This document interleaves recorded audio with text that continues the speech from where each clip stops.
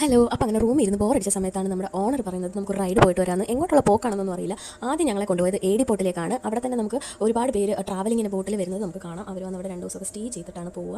അവിടെ തന്നെ നമ്മൾ കുറച്ച് നേരം വെയിറ്റ് ചെയ്ത് ബോട്ടൊക്കെ കണ്ടതിന് ശേഷം നമ്മൾ നേരെ പോയത് മീന സ്ട്രീറ്റിലേക്കാണ്. അവിടെ നമുക്ക് ഫിഷ് മാർക്കറ്റ്, അതുപോലെ തന്നെ പാത്രങ്ങൾ, അതേപോലെ തന്നെ ഫ്ലവേഴ്സ്, അങ്ങനെ ഒരു സെപ്പറേറ്റ് മാർക്കറ്റ് തന്നെയുണ്ട്. ഓറഞ്ചിൻ്റെ ചെടികൾ, അതിൻ്റെ കെമിക്കൽസ്, അതേപോലെ ഒരുപാട് പോട്ടുകൾ, ഡിഫറെൻറ്റ് ടൈപ്സ് നമുക്ക് ഇവിടെ കിട്ടുന്നതാണ്.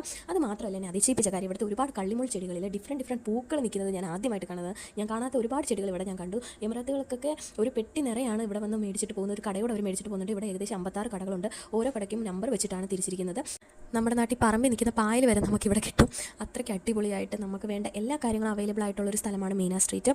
ഇവിടെ തന്നെ നമുക്ക് പലതരം സെക്ഷൻസ് ആയിട്ടാണ് തിരിച്ചിരിക്കുന്നത്. പിന്നെ ഇവിടെ പലതരം ആർട്സ്, അതേപോലെ തന്നെ നമുക്ക് വേണ്ടുന്ന വഞ്ചികൾ, കൊച്ചു പലതരം ഡിസൈനിലുള്ള വഞ്ചികൾ, കിളിക്കൂടുകൾ, അങ്ങനെ എല്ലാം തന്നെ നമുക്ക് ഇവിടെ കാണാൻ കിട്ടും. നമ്മുടെ പണ്ട് കാലത്ത് ഉപയോഗിച്ചിരുന്ന പാകൾ വരെ ഇവിടെ ഫേമസ് ആയിട്ടാണ് അവർ സെല്ല് ചെയ്യുന്നത്.